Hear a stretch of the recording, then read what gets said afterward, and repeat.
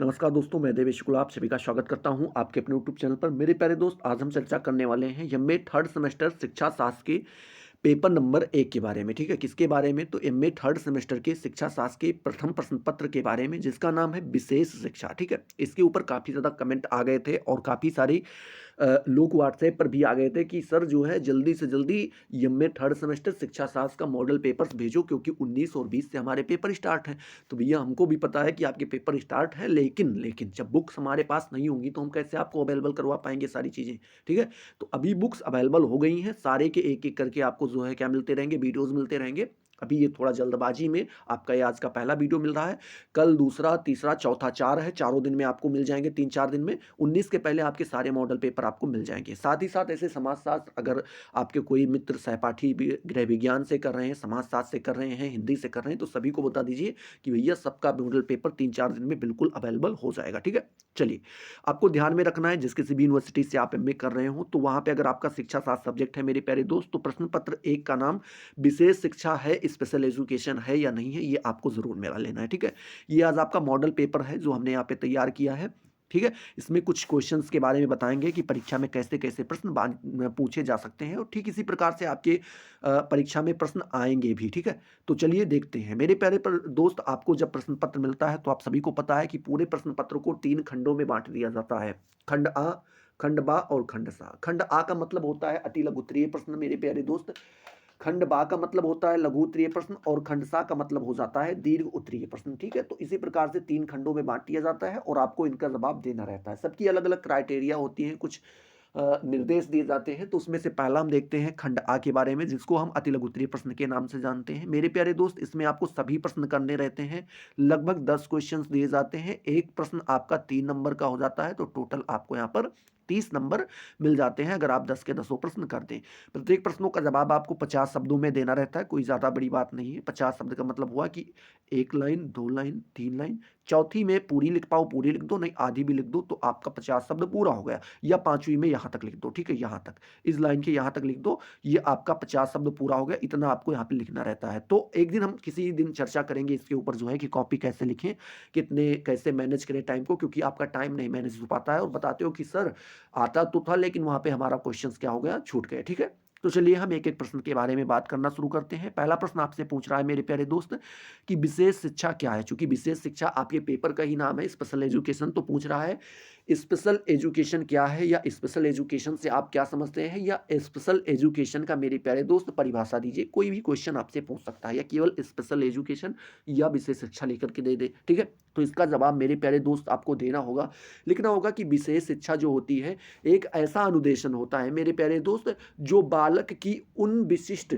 मतलब बालक के अंदर जो विशिष्ट विशेषताएं होती हैं मेरे प्यारे दोस्त, या उनकी जो आवश्यकताएं होती हैं, उनको अपने वो ध्यान में रखता है, और ध्यान में रख करके उनको क्या करता है, संगठित करता है मेरे प्यारे दोस्त, जिनकी पूर्ति सामान्य विद्यालयी पाठ्यक्रम द्वारा संभव नहीं होती। जो आप सामान्य विद्यालय में जाते हैं, जहाँ पे पढ़ते हैं, तो उस पाठ्यक्रम के अकॉर्डिंग जो आपकी आवश्यकताएं होती हैं, जो आपकी विशेषताएं होती हैं मेरे प्यारे दोस्त, जब आपकी ये सारी चीज़ें किसी विशेष ये सामान्य स्कूल के द्वारा आपकी ये सारी आवश्यकताएं, ये सारी विशेषताएं आपकी जब पूरी नहीं होती है मेरे प्यारे दोस्त, तो उसके लिए क्या किया जाता है, विशेष शिक्षा का प्रावधान किया जाता है। ठीक है, चलिए अब लिखेंगे कि इसके बारे में हलाहन कौन, देख लीजिएगा, हा लपराक मंत्राला और हा और ना, हलाहन जी महोदय जी लिखते हैं, हलाहन और कैपमैन महोदय जी लिखते हैं, क्या लिखते हैं कि विशिष्ट शिक्षा से अभिप्राय है कि विशिष्ट प्रकार से निर्मित अनुदेशन जो अपवादी बालक की विशिष्ट आवश्यकताओं की पूर्ति करता है। मतलब ये बताते हैं कौन, आपके हलाहन महोदय और कैपमैन महोदय बताते हैं, क्या बताते हैं कि जो विशिष्ट शिक्षा है मेरे प्यारे दोस्त, अगर उसका अर्थ निकालना चाहे, उससे अभिप्राय लेना चाहे, तो आप ये कह सकते हैं कि विशिष्ट प्रकार से निर्मित अनुदेशन, कुछ नए तरीके से, या आप कह सकते हैं कुछ स्पेशल तरीके से क्या किए जाते हैं, कुछ अनुदेशन निर्मित किए जाते हैं जो अपवादी बालक होते हैं मेरे प्यारे दोस्त। मतलब कि आप जब कोचिंग में कहीं पे पढ़ाते होंगे या पढ़ते होंगे, या कहीं भी स्कूल कॉलेज में जाते हैं, तो वहाँ पे कुछ बालक होते हैं जो अलग ही लेवल की उनकी बुद्धि कार्य करती है मेरे प्यारे दोस्त।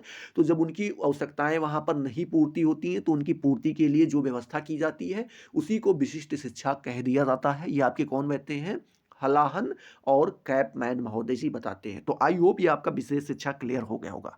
अगर आप अपने शब्दों में जानना चाहें तो ये कह सकते हैं कि जो बालक आपके कक्षा में विशेष दिखाई पड़े, मतलब जिसकी बुद्धि एक अलग लेवल पे अव्वल क्वालिटी में काम करती हो मेरे प्यारे दोस्त, तो उसके जो नीड्स होती हैं, जो आवश्यकताएं होती हैं, उसकी आवश्यकताएं ये सामान्य पाठ्यक्रम से पूरा नहीं होता है, तो उसके लिए विशेष प्रकार की शिक्षा का व्यवस्था किया जाता है। और वही विशेष शिक्षा आपका क्या कहलाता है? स्पेशल एजुकेशन अर्थात विशेष शिक्षा कहलाती है। ठीक है, तो इस प्रकार से आप बता सकते हैं। चलिए अब अतिलघु उत्तरीय प्रश्न के मेरे प्यारे दोस्त दूसरे नंबर प्रश्न के बारे में चलें।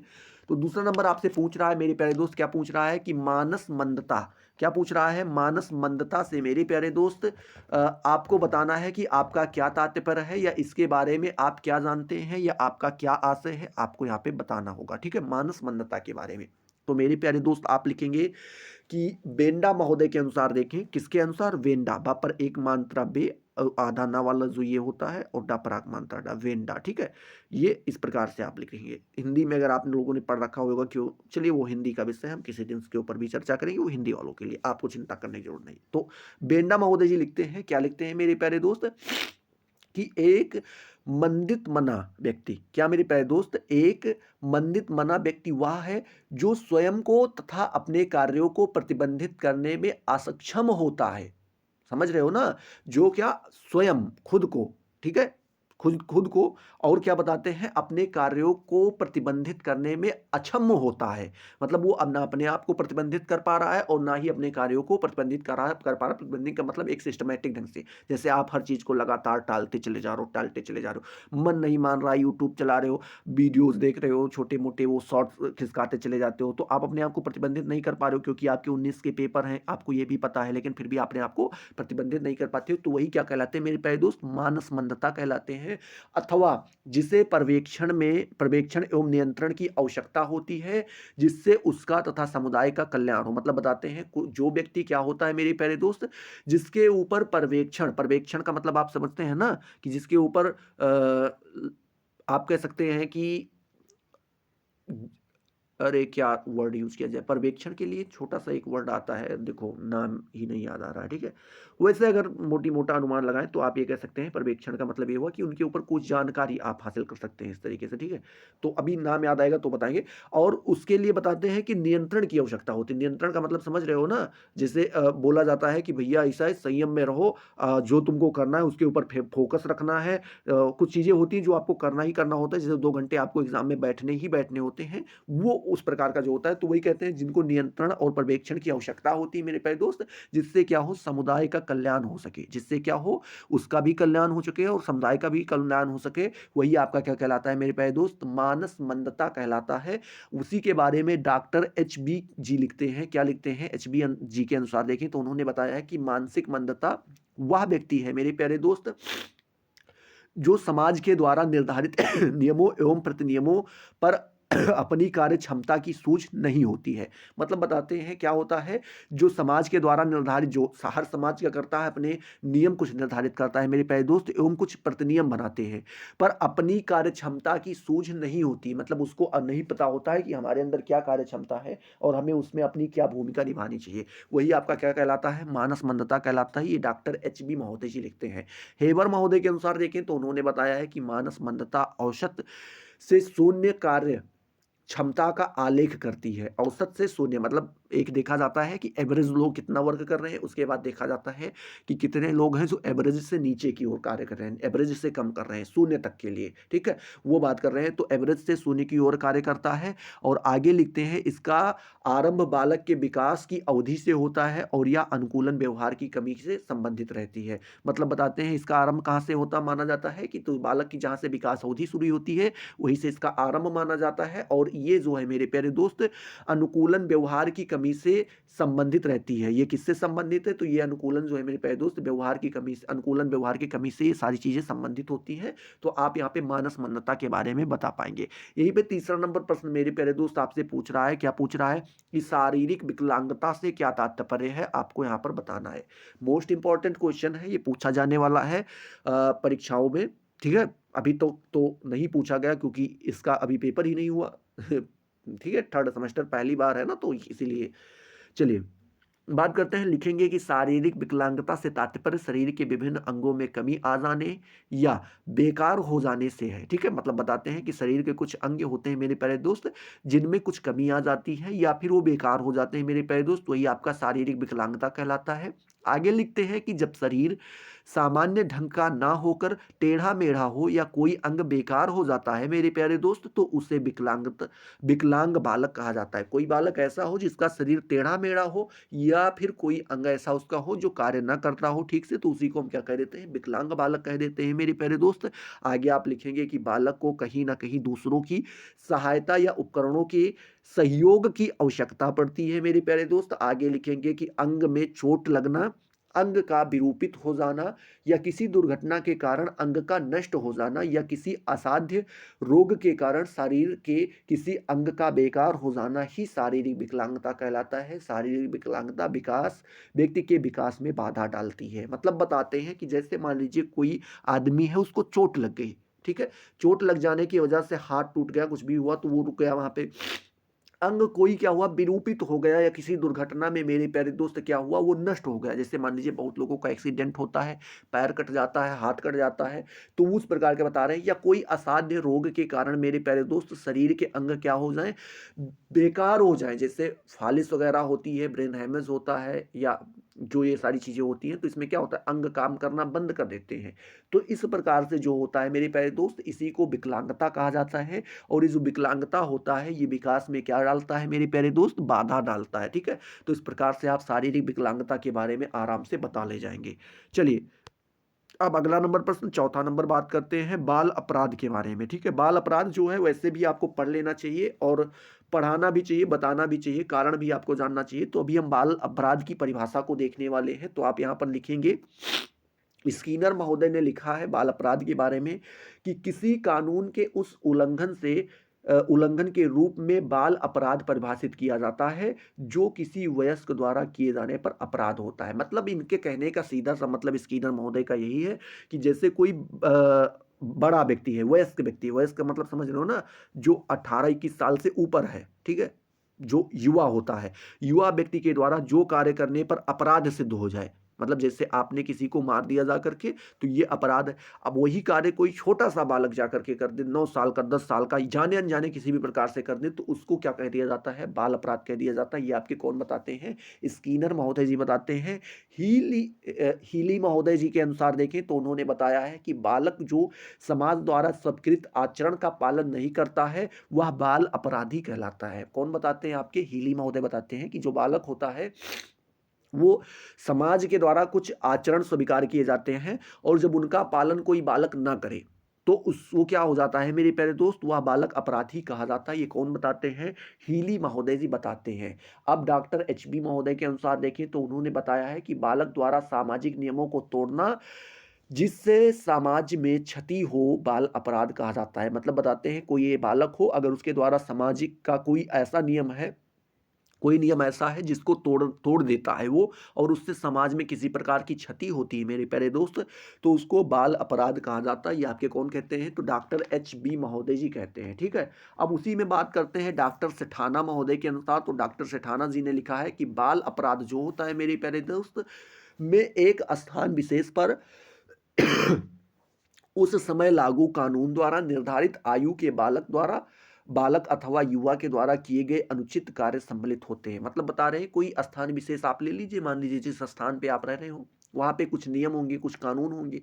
उस नियम जो कानून बनाए गए हैं उसमें क्या हो कि कोई बालक हो जो वयस्क ना हो, ठीक है, वयस्क ना हो, उससे छोटा हो, मतलब 18 साल से कम हो, इस तरीके से आप बता सकते हैं, 18 साल से कम हो, और वो क्या कर दे मेरे प्यारे दोस्त, कोई ऐसा कार्य कर दे जो उस समाज के खिलाफ हो, उस स्थान में जो मनाए गए नियम है उसके खिलाफ हो, या उसका उल्लंघन कर रहा हो मेरे प्यारे दोस्त, तो वही आपका क्या कहलाता है, बाल अपराध कहलाता है। ये आपके कौन कहते हैं, डॉक्टर सेठाना जी कहते हैं। ठीक है, तो इस प्रकार से आप बाल अपराध के बारे में बता पाएंगे। अगला प्रश्न पूछ रहा है मेरे प्यारे दोस्त, बाल बंदी गृह क्या होता है, आपको यहाँ पे बताना है। बाल बंदी गृह के बारे में बताना है, तो आप लिखेंगे बाल बंदी गृहों का विकास सुधार संस्था के रूप में किया गया है। किसके रूप में किया गया है मेरे प्यारे दोस्त, तो सुधार संस्था के रूप में बाल बंदी गृह का निर्माण करवाया गया था। ठीक है, आगे लिखते हैं यह बोस्टर स्कूल का दूसरा रूप है। किसका है मेरे प्यारे दोस्त? बोस्टल स्कूल का दूसरा रूप है। इसमें 21 वर्ष तक के बाल अपराधी रखे जाते हैं और उन्हें शिक्षा दी जाती है, जो अपने माता पिता से मिलने एवं उच्च शिक्षा के लिए बाहर भेजने की व्यवस्था होती है। इस प्रकार के बंदी गृह बिहार, उड़ीसा और उत्तर प्रदेश में स्थापित किए गए हैं। मतलब बताते हैं बाल बंदी गृह जो होते हैं मेरे प्यारे दोस्त, जो बालक किसी कारणवश जाने अनजाने अपराध कर जाते हैं और वो सामाजिक नियमों के खिलाफ होता है, उससे लोगों को हानि पहुंचती है, क्षति पहुंचती है, तो क्या किया जाता है? उनको एक स्थान पे ले जाकर के रख दिया जाता है। अब वहां पे रख दिया जाता है, जेल टाइप का ही होता है, लेकिन वहां पर उनको जेल जैसे नहीं रखा जाता है। उनको पढ़ाया जाएगा, लिखाया जाएगा, अच्छा माहौल दिया जाएगा। अगर वो और आगे पढ़ना चाहते हैं तो उनको बाहर भी भेजा जाएगा पढ़ने के लिए। साथ ही साथ वो अपने माता पिता से मिल भी सकते हैं, और जब तक 21 साल की उनकी उम्र नहीं हो जाती तब तक उनको पढ़ाया लिखाया जाता है। तो वही आपका बाल बंदी गृह कहलाता है। और ये आपको बिहार, उड़ीसा और मेरे प्यारे दोस्त कहाँ पर? उत्तर प्रदेश में बनाए गए हैं, जहां पर आप जाकर के आराम से इन चीजों को देख सकते हैं। ठीक है, तो बाल बंदी गृह के बारे में भी आपको जानकारी प्राप्त हो गई होगी। अब बात करते हैं मेरे प्यारे दोस्त छठे नंबर प्रश्न के बारे में। तो पूछ रहा है कि मंद बुद्धि बालक किसे कहा जाता है? मंद बुद्धि बालक के बारे में आपको बताना है। तो बालक तीन प्रकार के माने जाते हैं।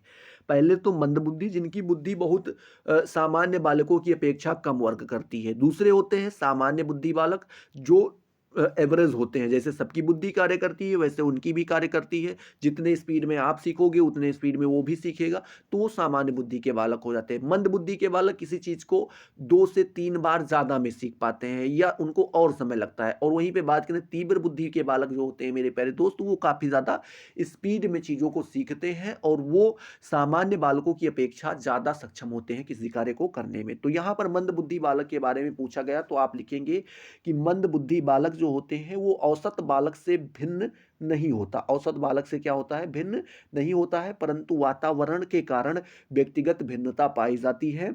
सफलता एवं असफलता का प्रभाव बालक पर सहज देखा जा सकता है। मंदबुद्धि बालक शरीर से रोगी, ठीक है, उसके बाद निरुत्साही और शिथिल दिखाई पड़ते हैं। उनके अंग संचालन का मस्तिष्क से तालमेल नहीं बैठ पाता है। गहन अभ्यास के कारण उनकी गलती करना एक आदत सी बन जाती है। मतलब बताते हैं जो मंद बुद्धि के बालक होते हैं मेरे प्यारे दोस्त, वो क्या होते हैं कि उनका जब उनको आप देखना चाहें तो सफलता और असफलता दोनों में उनको आप आराम से अंदाज सकते हैं, देख सकते हैं। साथ ही साथ बात करते हैं, मंदबुद्धि बालक जो होते हैं वो शारीरिक रूप से रोगी होते हैं, शरीर से रोगी होते हैं। निरुत्साही का मतलब होता है मेरे प्यारे दोस्त, उनके अंदर उत्साह की कमी होती है, उत्साह नहीं होता है। और शिथिल दिखाई देते हैं, मतलब कि आलसी होंगे, एकदम से डिम्मर टाइप के जिनको आप कह सकते हैं, तो वो शिथिल होते हैं। इनके बताते हैं कि इनके अंग संचालन का मस्तिष्क से तालमेल नहीं बैठ पाता है। मतलब मस्तिष्क और कार्य करने की जो तरीका होता है, बुद्धि मंद काम कर रही है, हाथ ज्यादा जल्दी काम कर रहा है, तो इसकी वजह से ये क्या होते हैं मेरे प्यारे दोस्त, काफी ज्यादा गलतियां करते रहते हैं, क्योंकि उनकी बुद्धि उतनी तेज कार्य नहीं करती और हाथ से उतना तेज वो कार्य करना चाहते हैं। जैसे शरीर आपका ना उतना तेज आप काम करना चाहो, कोई भी काम हो एकदम फटाफट करना चाहो, और बुद्धि आपका वहां पे नहीं लग रहा है, तो आप गलती करते जाओगे, सीधी सी बात है। तो इसी के कारण से इनसे क्या होती है? गलतियां होती हैं। तो इसलिए इस तरीके से आप जो है मंद बुद्धि बालक के बारे में आप बता सकते हैं। अगला प्रश्न जो है मेरे प्यारे दोस्त पूछ रहा है कि प्रमाणित स्कूल किसे कहते हैं? आपको यहाँ पे बताना है। तो आप लिखेंगे कि भारत में बहुत से प्रदेश में इस प्रकार के विद्यालयों की स्थापना की गई है। ठीक है, कौन से? प्रमाणित स्कूल। आगे लिखते हैं कि इन विद्यालयों में सामान्य शिक्षा के साथ साथ मेरे प्यारे दोस्त व्यावसायिक प्रशिक्षण भी दिया जाता है। बताते हैं कि जो इस प्रकार के विद्यालय होते हैं इसमें सामान्य शिक्षा तो दी ही जाती है और साथ साथ व्यावसायिक शिक्षा। व्यावसायिक शिक्षा मतलब जैसे आप ले सकते हैं कि बीटेक हो गया, ये डॉक्टर के लिए एमबीबीएस वगैरह हो गया। ठीक है, साथ ही साथ बहुत सारी चीजें, बिजनेस के लिए एमबीए वगैरह हो गया, तो ये सारी शिक्षाएं दिलाई जाती हैं। लिखते हैं औद्योगिक प्रशिक्षण के रूप में अ, जिल्दासी सॉरी जिल्दसाजी जिल्दसाजी, दरी बुनना, सूत काटना बुनना, ठीक है, कढ़ाई, कृषि, मधुमक्खी पालन आदि का प्रशिक्षण दिया जाता है। आगे लिखते हैं देश के कुछ जिलों में इस प्रकार के 11 विद्यालय चल रहे हैं। जैसे तमिलनाडु में देखें तो एक विद्यालय आपको देखने को मिलेगा जो राज्य सरकार द्वारा संचालित है। महाराष्ट्र में इसी प्रकार के 27 विद्यालय बनाए गए हैं। कितने? 27। इनमें से 8 जो हैं वो राज्य सरकार चला रही है, ठीक है। तो इस प्रकार से आप यहाँ पर बता सकते हैं। तो ये आपका 17 नंबर क्वेश्चन हो सकता है कि क्लियर हो गया होगा। जो आप सीरीज लेंगे तो उसमें 17 नंबर क्वेश्चन आपको ये देखने को मिलेगा, और वैसे यहाँ पे देखा जाए तो 7वां नंबर क्वेश्चन है, ठीक है। चलिए अब हम बात करते हैं, ये आपको यहाँ पे 8वां नंबर प्रश्न पूछ रहा है कि पिछड़े बालक के बारे में आपको यहाँ पे बताना है। क्वेश्चन अच्छा है और पूछा भी जा सकता है पिछड़े बालक के बारे में। तो आप लिखेंगे जो पिछड़े बालक होते हैं मेरे प्यारे दोस्त, इनकी शारीरिक एवं मानसिक विशेषताएं साधारण एवं प्रतिभाशाली बालक से क्या होती हैं? अलग होती हैं, भिन्न होती हैं। अध्ययनों से पता चलता है कि इनमें अपनी आयु से कम योग्यता होती है। ये जो आपके कौन होते हैं? पिछड़े बालक होते हैं। जितनी इनकी आयु होती है उनसे कम इनकी बुद्धि कार्य करती है, और ये भी उसी से कम कार्य करते हैं, ठीक है। आगे लिखते हैं इनमें मौलिकता की भी कमी होती है। आत्महीनता एवं विचार शून्य की ग्रंथियां होती हैं।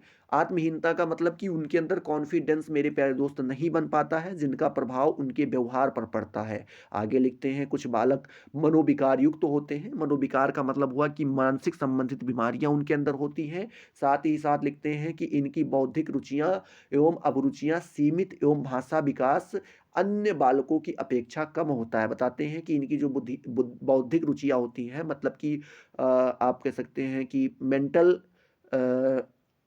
इंटरेस्ट जो होता है मेरे प्यारे दोस्त, या अभिरुचियां जो होती हैं, इनका क्या होते हैं? इनकी सीमित एवं भाषा विकास अन्य बालकों की अपेक्षा क्या होता है? कम होता है। जैसे कि कोई बालक हो, वो जो एक सामान्य बालक जिस तरीके से बोल पाएगा, या विशिष्ट बालक जिस तरीके से बोल पाएगा या समझ पाएगा या उनके बारे में जान पाएगा, उनसे कम ये लोग समझ पाते हैं, सीख पाते हैं और जान पाते हैं, ठीक है। तो इस प्रकार से आप बता सकते हैं पिछड़े बालकों के बारे में।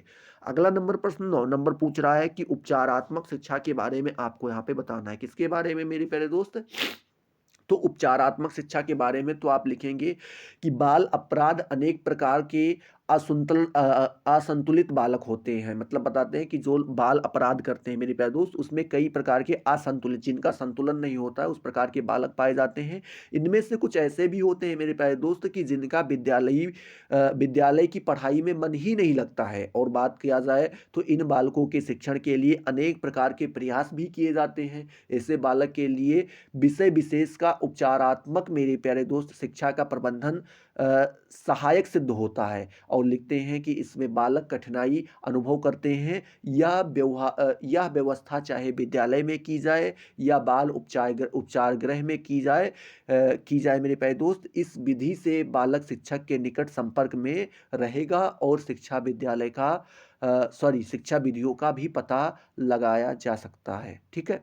मतलब बताते हैं कि जो ये आपकी व्यवस्था होती हैं, ये उपचारात्मक जो भी शिक्षा होती है, इसमें चाहे आप इसकी व्यवस्था किसी बाल सुधार गृह में मेरे प्यारे दोस्त करें, बाल बंदी गृह जिसे कहते हैं, बाल सुधार में करें, या आप इसको घर में करें, दोनों जगह पर जो है क्या होगा मेरे प्यारे दोस्त, घर में करें चाहे बाल उपचार गृह में करें, दोनों जगह पे आप ये क्या होगा कि ये शिक्षा जो शिक्षक के निकट रहेगा उसके संपर्क में रहेगा। और आगे लिखते हैं कि निकट संपर्क में रहने से बालकों को कई बार उपचारात्मक शिक्षा दी जा सकती है। कभी कभी बाल अपराधियों की मानसिक आयु कक्षा के अन्य बालकों की मानसिक आयु से बहुत कम होती है, इसलिए दूसरों के बराबर कार्य नहीं कर पाते हैं। इन बालकों के मामले में बाल मार्गदर्शन उपचार गृहों की सहायता की जा सकती है। मतलब बताते हैं कि कुछ बालक ऐसे भी होते हैं जो वहाँ पे उपस्थित और बालकों की अपेक्षा कार्य नहीं कर पाते, ना ही उनकी बुद्धि उतना काम करती है मेरे प्यारे दोस्त, ठीक है। तो उनके लिए बताते हैं कि उनके लिए सहायता की जाती है, जिससे उनका क्या हो सके, उपचार गृह जो है उसमें उनका मार्गदर्शन हो सके, ठीक है। तो इस प्रकार से आप उपचारात्मक शिक्षा के बारे में बता पाएंगे। यहीं पे बात करते हैं 10 नंबर प्रश्न तो पूछ रहा है कि विशिष्ट बालक हेतु निर्देश क्या मेरे प्यारे दोस्त, विशिष्ट बालक हेतु निर्देश के बारे में आपको यहाँ पे बताना है। ये इतना लिखकर छोड़ देगा, या आपसे ये पूछ सकता है कि विशिष्ट बालक हेतु निर्देश जो है इससे आपका क्या तात्पर्य है, या इसका अर्थ क्या होगा। ये आपको यहाँ पे कैसी भी क्वेश्चन कर घुमा के पूछ सकता है। तो आप लिखेंगे मेरे प्यारे दोस्त कि जो विशिष्ट बालक होते हैं उनका निर्देशन मेरे प्यारे दोस्त शिक्षा के लिए अत्यधिक आवश्यक होता है, क्योंकि इनके क्या मेरे प्यारे दोस्त, क्योंकि इसके द्वारा शारीरिक व मानसिक रूप से विकलांग बालकों को शिक्षा एवं प्रशिक्षण दिया जा सकता है, और उनका सामान्य संतुलित विकास किया जा सकता है। सामान्य जनजीवन मेरे प्यारे दोस्त, सामान्य जनजीवन में विशिष्ट बालकों के लिए शैक्षिक व व्यावसायिक दोनों प्रकार का विशेष निर्देश आवश्यक होता है, क्योंकि विशिष्ट बालक भी समाज का ही महत्वपूर्ण अंग है। यही कारण है कि ऐसे बालकों के लिए व्यापक निर्देशन की व्यवस्था करना आवश्यक होता है। ठीक है, तो इस प्रकार से आप जो है विशिष्ट बालक हेतु निर्देशन के बारे में बता पाएंगे कि ये भी क्या होते हैं, समाज के हिस्सा होते हैं, महत्वपूर्ण अंग होते हैं, समाज में अपनी भूमिका निभाते हैं, और इसीलिए इनका भी जो है मार्गदर्शन होना या इनका निर्देशन किया जाना भी आवश्यक हो जाता है। तो आई होप ये आपका खंड आ वाला जो अति लघु उत्तरीय वाला सेक्शन है मेरे प्यारे दोस्त, ये आपका यहाँ पर क्लियर हो गया होगा। ठीक है, अगर क्लियर हुआ है तो कहने की जरूरत नहीं है, फटाफट वीडियो को लाइक करो, अपने दोस्तों के साथ शेयर करो, कमेंट में जरूर बताओ। ठीक है, और आपको ध्यान में रखना है, क्या करना है मेरे प्यारे दोस्त, ध्यान में रखना है, अगर वीडियो न समझ में आए तो एक बार और देख लीजिएगा, सारी चीजें अच्छे से समझ में आ जाएंगी। ठीक है, चलिए दूसरे नंबर का जो पेपर है उसका वीडियो आपको कल मिल जाएगा। बात करते हैं इसी में खंड खब्बा के बारे में मेरे प्यारे दोस्त, जिसको लघु उत्तरीय के नाम से जानते हैं। इसमें आपको केवल 4 प्रश्न करने रहते हैं, और प्रत्येक प्रश्नों का जवाब आपको जो है 200 शब्दों में देना रहता है। जिसमें पहला प्रश्न आपसे पूछा गया है कि स्वतंत्रता के पश्चात विशिष्ट शिक्षा के क्षेत्र में हुई प्रगति का संक्षिप्त विवरण दीजिए। मतलब कह रहे हैं कि जो स्वतंत्रता मिली हमें 1947 में मेरे प्यारे दोस्त, उसके बाद में विशिष्ट शिक्षा के क्षेत्र में कौन कौन सी प्रगतियां हुई हैं उनके बारे में आपको यहाँ पर शॉर्टकट में बताना है। ठीक है, तो कुछ के बारे में हम चर्चा करेंगे, जैसे कि आप लिखेंगे कि स्वतंत्रता के बाद जो है विशिष्ट शिक्षा के क्षेत्र में काफी उन्नति हुई है। ठीक है, जिसमें से पहली उन्नति आ जाती है कि वर्तमान समय में 14 वर्ष तक के सभी बच्चों के लिए मुफ्त व अनिवार्य सार्वभौमिक प्राथमिक शिक्षा का प्रावधान आपको देखने को मिल सकता है। ठीक है, ये स्वतंत्रता के बाद में ही हुआ था कि आप जो है 6 से लेकर 14 वर्ष के बालक जो है उनको निःशुल्क शिक्षा दी जाएगी, और अनिवार्य रूप से पढ़ाना ही होगा। मतलब किसी को आप कैंसिल नहीं कर सकते कि आप नहीं पढ़ेंगे, उनको पढ़ना ही होगा, ये कंपलसरी हो जाता है। दूसरी जो आपको यहाँ पर मेरे प्यारे दोस्त प्रगति देखने को मिलेगी है, वो आपको देखने को मिलेगी कि सरकार द्वारा विकलांगता की रोकथाम, शिक्षा व पुनर्वास के लिए बजटीय राशि का भी प्रावधान किया गया। मतलब बता रहे हैं कि जो सरकार है मेरे प्यारे दोस्त, उसके द्वारा विकलांगता पर रोकथाम लगाई गई कि दवाइयाँ, कई सारे उपचार करवाए गए, जिससे कि विकलांग बालक कम पैदा हो। ठीक है, इस प्रकार से, और साथ ही साथ शिक्षा व पुनर्वास के लिए जो है बजटीय राशि, मतलब शिक्षा के लिए, और साथ ही साथ जो बालक गृह विहीन होते हैं या जिनके पास उतनी क्षमता नहीं होती है पढ़ने लिखने की, उनकी व्यवस्था के लिए जो है बजट में भी इसका कुछ ना कुछ हिस्सा लगाया जाने लगा। ठीक है, साथ ही साथ अगला बताएंगे, जो अगला आपको मेरे प्यारे दोस्त प्रगति देखने को मिली, वो देखने को मिली शिक्षा आयोग 1964 से जो 66 में आया था मेरे प्यारे दोस्त। उसमें बताया जाता है कि उसके द्वारा विशिष्ट बच्चों की शिक्षा संबंधित साधन व उपकरणों की उचित व्यवस्था या उनके समायोजन संबंधित प्रश्न को देखते हुए समन्वित शिक्षा व उनको मुख्य धारा में लाने के लिए उनको सामान्य स्कूलों एवं सामान्य बच्चों के साथ शिक्षा का प्रावधान करने का सुझाव दिया गया। मतलब बताते हैं कि जो विशिष्ट बच्चे हुआ करते थे मेरे प्यारे दोस्त, उनके लिए जो साधन की जरूरत होती है, उचित साधन जो होती हैं, या जो उनके उपकरण होते हैं, जिन जिन उपकरणों की जरूरत पड़ती है, उनके लिए व्यवस्था करवाई गई। और साथ ही साथ समायोजित संबंधन को देखते हुए मेरे प्यारे दोस्त समान्वित शिक्षा या उनको मुख्य धारा में लाने के लिए क्या किया गया, सामान्य स्कूलों में सामान्य बच्चों के साथ ही इनको भी रखने का प्रावधान भी किया गया।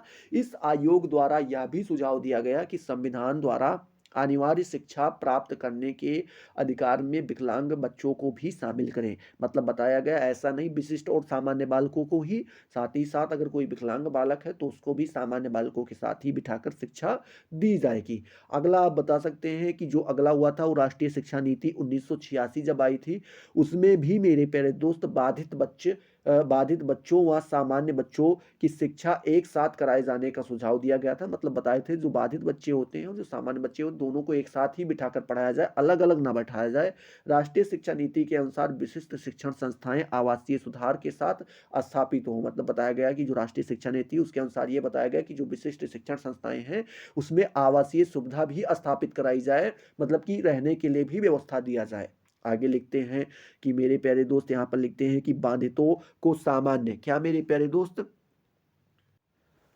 बाधितों को यहाँ पर बताते हैं कि सामान्य विकास के लिए अवसर दिए जाएं जिससे वह साहस एवं आत्मविश्वास से जीवन का सामना कर सके। मतलब बताए जो बाधित लोग होते हैं मेरे प्यारे दोस्त जो बौद्धिक रूप से पिछड़े होते हैं, सामान्य बुद्धि से कम कार्य करने वाले बालक होते हैं, उनके लिए भी बताया गया कि सामान्य विकास के लिए अवसर दिए जाने चाहिए, सबके साथ बिठाया जाए जिससे उनके अंदर भी साहस हो, आत्मविश्वास हो और वो अपने जीवन का सामना कर सकें। ठीक है, आगे यहाँ पर आपका बताते हैं जो अगला जो मेरे प्यारे दोस्त प्रगति आपको देखने को मिला वो देखने को मिला सन 2000 में।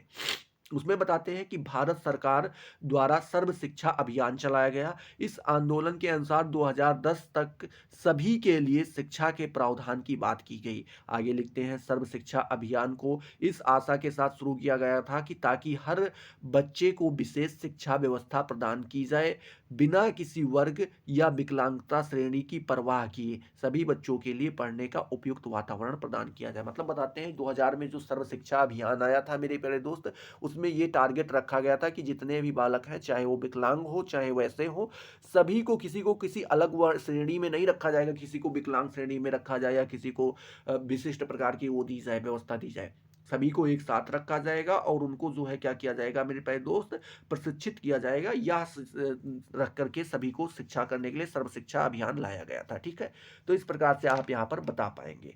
अब चलिए हम जो है अगले नंबर प्रश्न के बारे में बात करते हैं। और भी अगर यहाँ पर देखें तो सुधार बहुत सारे हुए थे लेकिन इतना ही आपके लिए काफी हो जाएगा। ठीक है, चलिए अब बात करते हैं दूसरे नंबर प्रश्न के बारे में। तो बताया गया है मानस मंदता का वर्गीकरण कीजिए। ठीक है, मानस मंदता अभी आपने पढ़ा था कि जो बालक क्या होते हैं जो लोग अपने कार्य के लिए आप कह सकते हैं नियंत्रित नहीं होते हैं या जो उस प्रकार से नहीं होते उन्हीं को क्या कहा जाता है मानस मंदता कहा जाता है। तो आप लिखेंगे कि अमेरिकन एसोसिएशन ऑफ मेंटल डेक्सिनी डेक्सिएनी और अमेरिकन साइकेट्री एसोसिएशन दोनों ने दोनों ने कहा थे भैया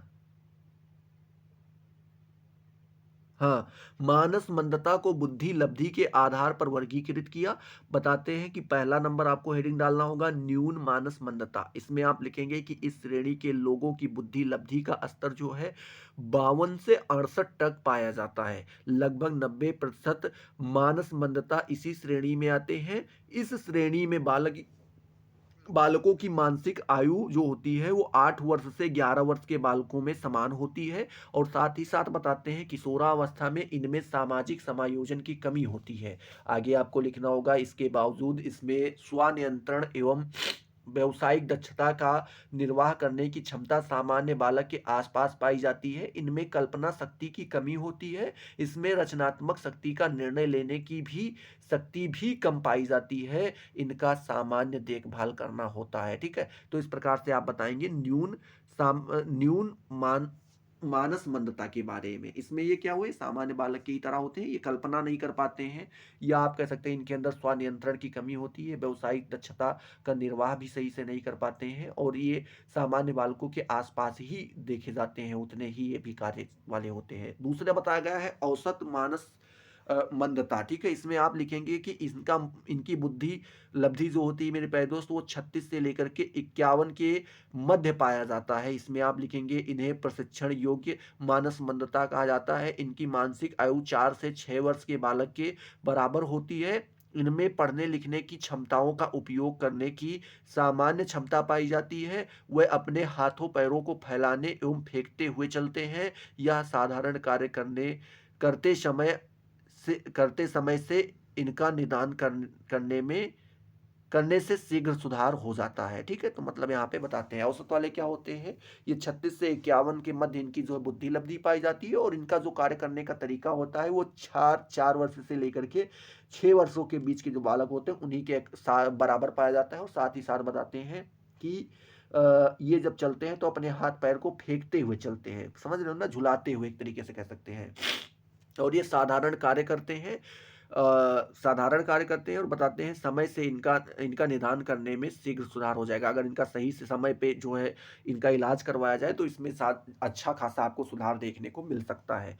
तीसरा जो प्रकार बताते हैं मेरे प्यारे दोस्त मानस मंदता का, वो बताते हैं गंभीर मानस मंदता। इसमें बताते हैं बुद्धि लब्धि जो आपका होता है वो 25 से 35 के मध्य पाया जाता है। इसमें आश्रित मानस मंदता कहा जाता है इसे। ठीक है, आगे आप लिखेंगे कि इनकी संवेदी क्रियाओं में हास्य दिखाई पड़ता है, अपने स्वास्थ्य के प्रति भी इन्हें चिंता नहीं होती है। लगभग 30% लोग इसी श्रेणी में आते हैं। अपने दैनिक आवश्यकताओं को पूरा करने के लिए इन्हें परिवार का सहारा लेना पड़ता है। ठीक है, चौथा आपका जो प्रकार बताया गया वो बताया गया है अति गंभीर मानस मंदता। इसमें लिखेंगे बुद्धि लब्धि जो होती है वो 20 से कम पाई जाती है।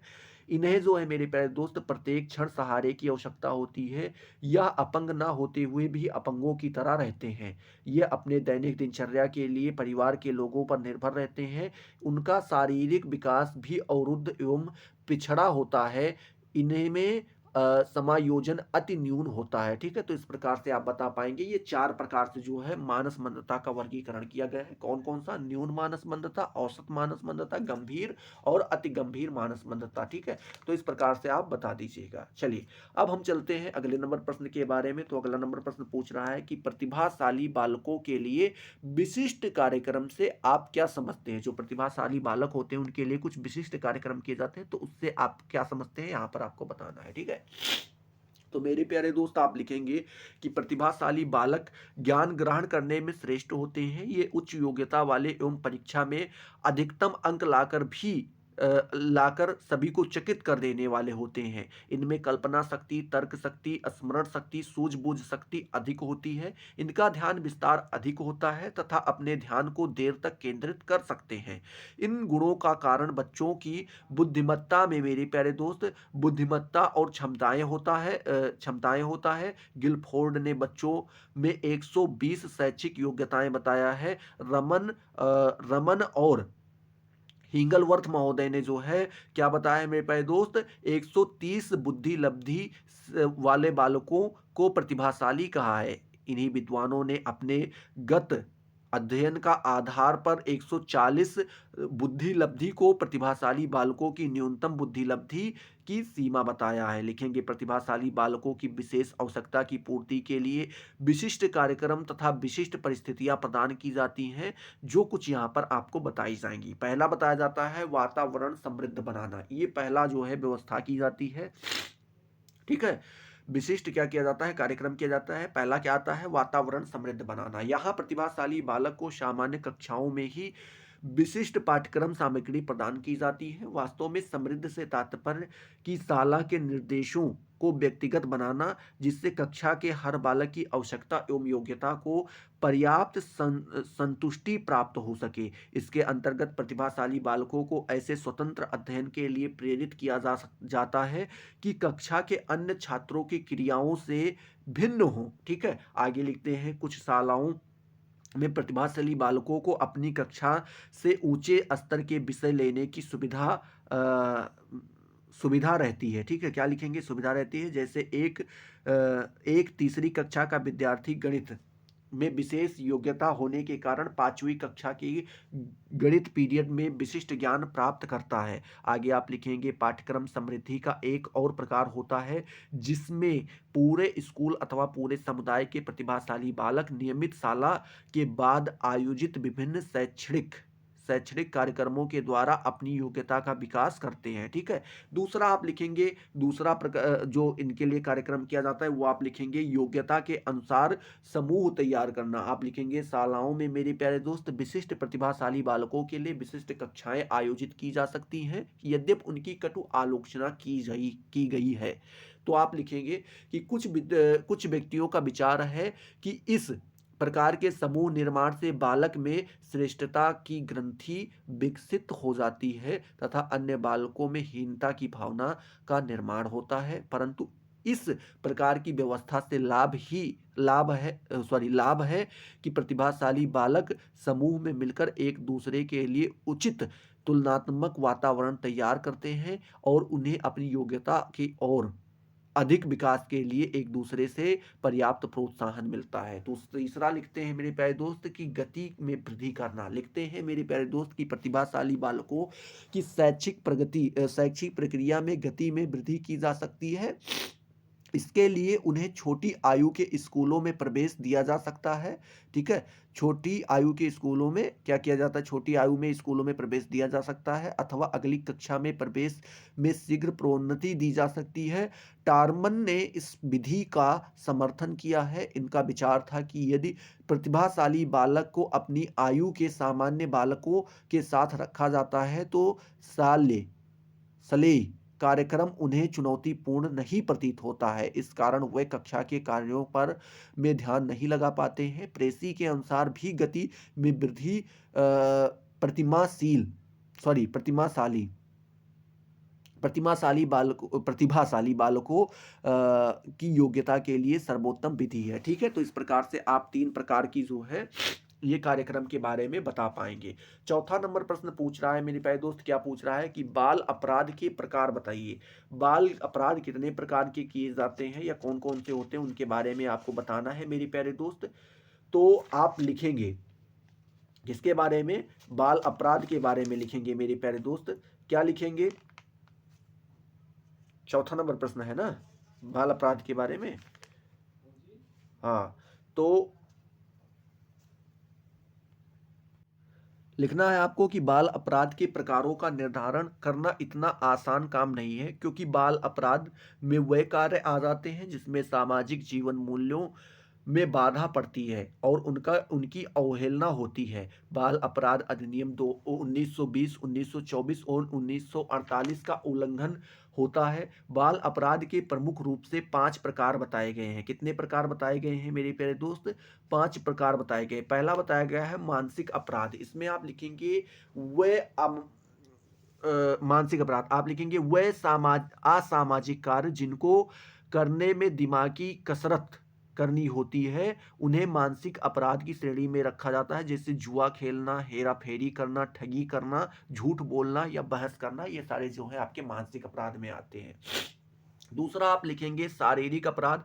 इसमें आप लिखेंगे कि वे असामाजिक कार्य जिनके करने में शारीरिक शक्ति अपेक्षित होती है, उन्हें शारीरिक अपराध कहते हैं। जैसे मारना, पीटना, तोड़ फोड़ करना, डकैती डालना, हत्या करना, ये सारे। उसके बाद तीसरा बताते हैं मनोव्यवहारिक अपराध। इसमें लिखते हैं मेरे प्यारे दोस्त, जिन कार्यों में व्यवहार विकार का दोष दिखाई पड़े वह मनोव्यवहारिक अपराध है मेरे प्यारे दोस्त। बालक का असामान्य व्यवहार जिसके आचरण दोष दिखाई पड़े, उनका व्यक्तिगत विकृति होता है, वह मनोवैज्ञानिक अपराध होता है। जैसे कि मेरे प्यारे दोस्त आवारागर्दी करना, जेब काटना, डींगे मारना, बड़ों का अपमान करना, ये आपका मनोव्यवहारिक जो है अपराध कहलाता है।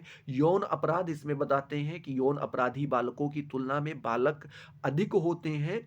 ठीक है, आगे आप लिखेंगे कि यह एक मनोवैज्ञानिक विकृति है, इसकी अतिशय अपराध का रूप ले लेती है। लिखते हैं कि अनैतिक यौन संबंध स्थापित करना, ठीक है, ही यौन अपराध कहलाता है। जैसे छेड़छाड़ करना, अश्लीलता का प्रदर्शन करना, ये जो आपका आता है यौन अपराध में आ जाता है।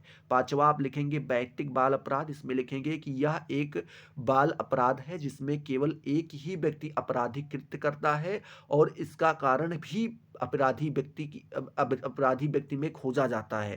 ठीक है, इस अपराधी व्यवहार की अधिकांश व्याख्याएं मनोरोगी की व्याख्या करती है। आगे लिखेंगे यह तर्क देते हुए कि बाल अपराध दोषपूर्ण पारिवारिक संपर्क पैटर्न में से उपजी मनोवैज्ञानिक समस्या के कारण होते हैं। ये इस प्रकार से आप बता सकते हैं व्यक्तिगत अपराध के बारे में। तो ये 5 अपराध आप यहाँ पर बता सकते हैं। ठीक है, तो ये आपका बाल अपराध के प्रकारों के बारे में बता सकते हैं। और भी प्रकार हो सकते हैं, मान लीजिए संगठित बाल अपराध, कई सारे बालक इकट्ठा होकर के कर दे, तो इस प्रकार से और भी ढूंढना चाहे तो और भी आपको यहाँ पर मिल जाएंगे। ठीक है, चलिए अगले नंबर प्रश्न की ओर चलते हैं। तो पूछ रहा है कि श्रवण विकलांगता, क्या पूछ रहा है मेरे प्यारे दोस्त, श्रवण विकलांगता के कारण पर आपको टिप्पणी करनी है कि श्रवण विकलांगता क्यों आती है। ठीक है, आप लिखेंगे श्रवण विकलांगता का दोष जो है श्रवण यंत्र में किसी प्रकार विकार उत्पन्न हो जाने के कारण ही होता है। ठीक है, श्रवण मतलब होता है सुनना। ठीक है,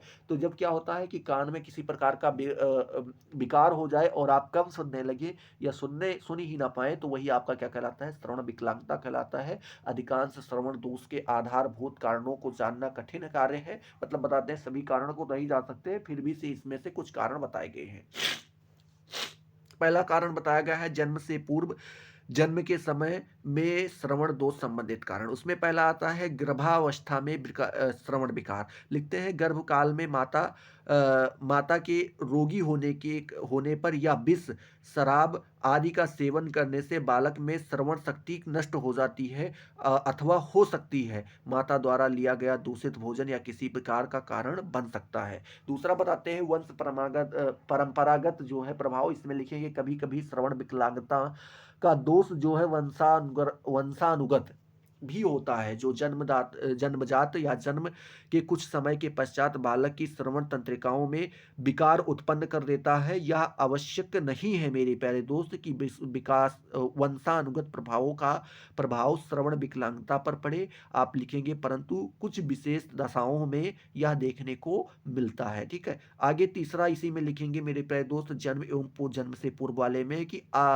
असुरक्षित प्रसव। इसमें आप लिखेंगे बालक के जन्म के समय रक्त प्रवाह की विकृति, संचार, रक्त के श्वेत रक्ताणु का उचित अनुपात न होना, ऑक्सीजन का अभाव, श्रवण के सुकोमल यंत्र के विकास में बाधा उत्पन्न कर देते हैं मेरे प्यारे दोस्त, तो इसके कारण से भी हो सकता है। अब दूसरा आपको लिखना होगा जन्म के पश्चात श्रवण दोष के कारण। जन्म के पश्चात भी कुछ श्रवण दोष हो जाते हैं, जैसे बीमारी के कारण, किसी दुर्घटना के कारण या मनोवैज्ञानिक व संवेगात्मक के कारण। मनोवैज्ञानिक क्या होता है कि जैसे अतिरिक्त श्रवण विकलांगता कभी कभी जो है मेरे प्यारे दोस्त क्या होती है, मनोवैज्ञानिक व संवेगात्मक कारकों के कारण भी होती है। जैसे वृद्धावस्था में शारीरिक शक्ति के साथ साथ श्रवण शक्ति भी क्षीण हो जाती है, तो ये भी कारण हो जाता है आपके श्रवण विकलांगता आने का। ठीक है, तो इस प्रकार से आप श्रवण विकलांगता के बारे में बता पाएंगे। चलिए अब हम बात करते हैं छठे नंबर प्रश्न के बारे में मेरे प्यारे दोस्त। छठा नंबर प्रश्न मेरे प्यारे दोस्त आपसे यहाँ पे पूछ रहा है कि मानस मंद बालकों की शिक्षा के उद्देश्य पर प्रकाश डालिए। मानस मंद जो बालक होते हैं उनके शिक्षा का क्या उद्देश्य होना चाहिए, उसके ऊपर आपको बताना है। तो आप हेडिंग डालेंगे मंद बुद्धि बालकों की शिक्षा के प्रमुख उद्देश्य क्या क्या रखे जाते हैं। तो यहाँ पर आप लिखेंगे मेरे प्यारे दोस्त कि मानसमंद बालकों की शिक्षा के सामान्य उद्देश्य कुछ यहाँ पर रखे जाते हैं। जैसे पहला उद्देश्य रखा जाता है कि मानसमंद बालक को आत्मनिर्भर एवं जिम्मेदार नागरिक बनाने के लिए प्रोत्साहित करना, ये पहला उद्देश्य हो जाता है। दूसरा उद्देश्य हो जाता है शारीरिक स्वास्थ्य एवं आर्थिक सुदृढ़ता की ओर प्रेरित करना। तीसरा उद्देश्य हो जाता है किसी व्यवसाय का प्रशिक्षण देना। चौथा उद्देश्य हो जाता है उसे सामाजिक व मानवीय मूल्यों से परिचित कराना। पांचवा हो जाता है कि उसके व्यक्तित्व को विकसित करना। छठा हो जाता है अवकाश के सदुपयोग एवं अपनी सुरक्षा कर सकने में सक्षम क्षमता विकसित करना। सातवां आ जाता है मेरे प्यारे दोस्त उद्देश्य इसका पारिवारिक उत्तरदायित्व को समझने की योग्यता उत्पन्न करना। आठवां आ जाता है उन्हें स्वतंत्र अभिव्यक्ति की छूट देना। नौवां आ जाता है उनकी शिक्षा में अधिक जोर संवेदनात्मक, ठीक है, संवेदनात्मक प्रशिक्षण पर दिया जाना चाहिए। और 10वां बताते हैं उद्देश्य जो होता है उनकी शिक्षा सामूहिक रूप से नहीं व्यक्तिगत तौर पर प्रदान की जानी चाहिए। तो ये आपके 10 उद्देश्य आप यहाँ पर आप लिख देंगे तो हो जाएगा। ठीक है, चलिए अब यहाँ पर हम बात करते हैं मेरे प्यारे दोस्त अगले प्रश्न के बारे में। तो अगला नंबर प्रश्न पूछ रहा है कि अस्थि विकलांगता बालकों की शिक्षा का वर्णन कीजिए। जो अस्थि विकलांगता होती है मेरे प्यारे दोस्त, उनके उस प्रकार के जो बालक होते हैं उनके शिक्षा के बारे में आपको यहाँ पर बताना है। ठीक है, अस्थि विकलांगता के बारे में यहाँ पर आपको बताना है। तो आप यहाँ पर मेरे प्यारे दोस्त हेडिंग डालेंगे आप अस्थि विकलांगता विकलांग बालकों की शिक्षा। ठीक है, क्या डालेंगे, अस्थि विकलांग बालकों की शिक्षा, ये आप यहाँ पर मेरे प्यारे दोस्त हेडिंग डालेंगे। ठीक है, चलिए इसका आप मेरे प्यारे दोस्त जवाब देंगे, क्या देंगे कि कुछ बालक अक्षम, क्या मेरे प्यारे दोस्त, कुछ बालक अक्षम अंगों के कारण समाज में समायोजन स्थापित नहीं कर पाते हैं, या आंगिक अक्षमता जैसे शारीरिक अपंगता, विकृति, हड्डियों वाले लूले लंगड़े, ठीक है, या मेरे प्यारे दोस्त बताते हैं कि विषमांग बाल विरूपित बालक कहलाते हैं। ठीक है, आगे आप लिखेंगे कि विरूपित बालक औसत बालकों की तुलना में शारीरिक सशक्तता में कम होती हैं। आगे आपको लिखना होगा कि इन बालकों में कुपोषण बीमारी, पक्षपात, उसके बाद यक्ष्मा, ठीक है, उसके बाद रक्ताल्प रक्ताल्पता, ठीक है, रक्ताल्पता मतलब रक्त की कमी, खून की कमी होना, या अन्य शारीरिक असमानताओं के कारण अथवा असहज जीवन शक्ति मंद होती है। सामान्य रूप से विरूपित बालकों के दो वर्गों में बांटा जा सकता है। पहला मेरे प्यारे दोस्त कौन सा हो जाएगा आपका, पहला हो जाएगा पंगुता अथवा शारीरिक विकृति, दूसरा रोगग्रस्तता अथवा के कारण विकृति। ठीक है, तो यहाँ इस प्रकार से आप ये लिखेंगे। आगे लिखेंगे दोनों ही अवस्थाएं कभी कभी समान रूप से साथ चलती हैं। ऐसी अवस्था, दोनों ही अवस्थाएं कभी कभी समान रूप से साथ साथ चलती हैं। ऐसी अवस्थाओं में चिकित्सा, शिक्षण एवं शिक्षा की क्षमता, तीनों की साम्यता आवश्यक होती है। अब आप आगे लिखेंगे अस्थि विकलांगता या विरूपता बालकों की शिक्षा। ठीक है, जो आपकी हेडिंग थी, यहाँ पर मेन जो कारण था वो आपको यहाँ पे लिखना होगा। तो यहाँ पर मेरे प्यारे दोस्त आप लिखेंगे कि विरूपित बालकों की शिक्षा हमें ऐसी संस्थाओं में करनी चाहिए जो कि विशेष प्रकार से विरूपित बालकों की शिक्षा एवं कल्याण के लिए स्थापित की गई हैं। हमें विरूपित बालकों के विषय में यह सोचना चाहिए कि वह अपनी अपंगता के क्षेत्र को छोड़कर अन्य सभी बातों में सामान्य बालकों के समान है। अतः ये एक तरह के सामान्य बालक ही हैं, परंतु उनकी शारीरिक अपंगता के कारण सामान्य बालकों के समान सक्रिय, क्या मेरे प्यारे दोस्त, सामान्य बालकों के समान सक्रिय शारीरिक कार्य करने में वे उतने अक्षम नहीं होते हैं, किंतु शिक्षकों को इसके साथ यह समझाना चाहिए कि उनकी इच्छाएं व आकांक्षाएं जो होती हैं वो सामान्य बालकों के समान होती हैं।